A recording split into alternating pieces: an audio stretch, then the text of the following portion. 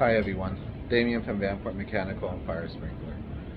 So the states are starting to open up now, which means business is starting to open up and we're actually starting to become a little bit more normalized.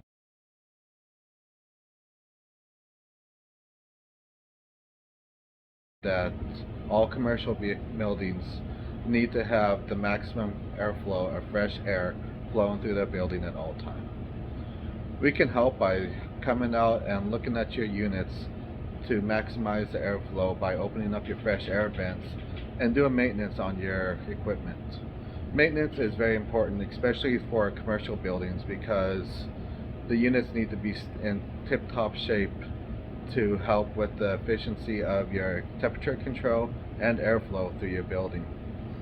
We can help you out by coming out and looking at your units and giving you a plan to where we can come out for the day, or we can come out once a year, twice a year, or even 4 times a year, which consists of the cooling maintenance in the springtime, the heat maintenance in the fall time, and then 4 filter changes throughout the year. This will help out dramatically with the airflow and the condition of your unit, and more efficient for years to come. If you need help with this, feel free to give us a call at 360-892-8280.